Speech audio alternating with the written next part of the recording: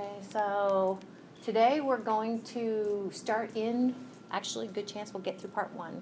And it looks like a lot of slides, but some of them are pictures. Part one for the next unit, study session after class. Tomorrow, don't forget your labs are due, okay? And you had the option of kind of having an abbreviated lab to turn in. Notice since this one has no calculations, the best I can do is you need to turn in the results and discussion, okay? Kind of about the equilibria that you saw do different things.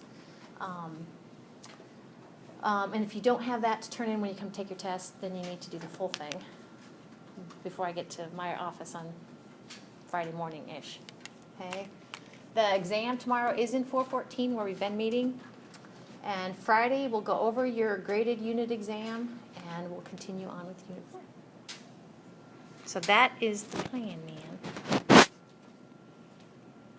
Oops. All right.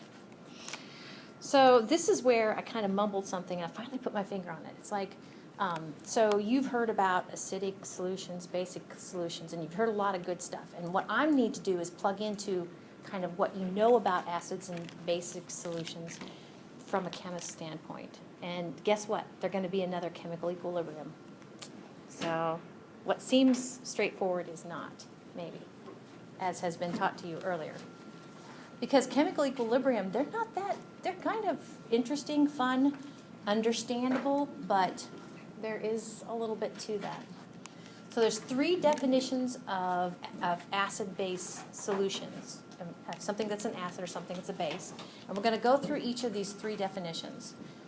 And actually it's the second of the 3 that we're going to actually kind of spend most time on. So the Arrhenius definition of an acid is something that produces H+.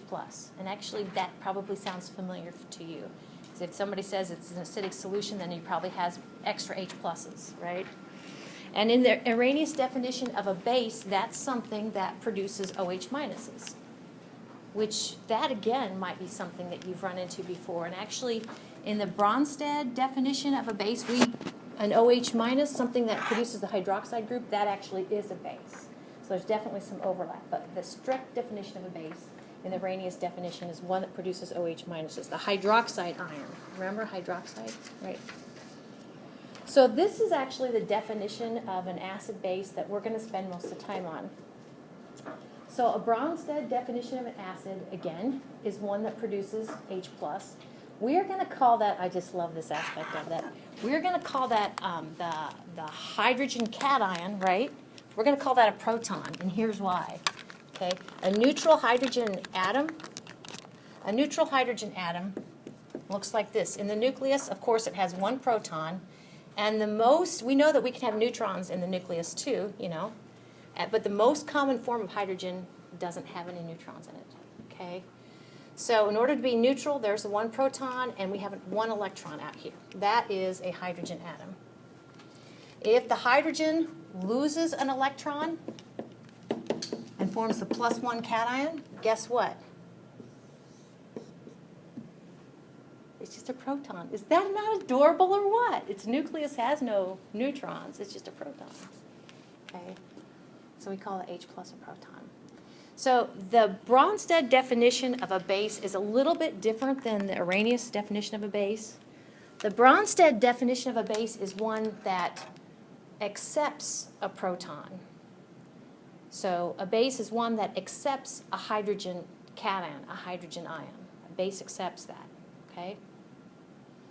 So we call this one a hydrogen or proton donor. It just kind of, we call this a proton donor, the acid, and we call this a proton acceptor. Okay, hopefully it'll catch up. Last time it didn't, though, did it? Thank you. Are you serious?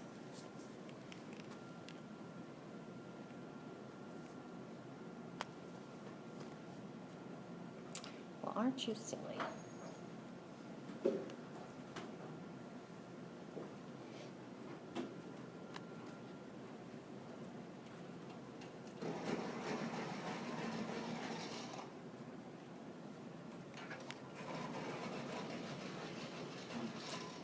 It's thinking.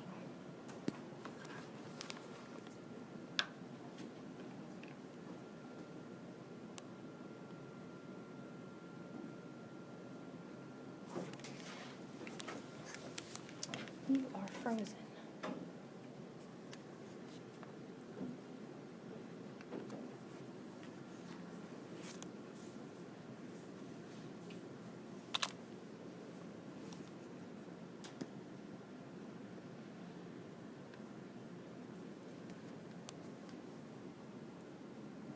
Last time.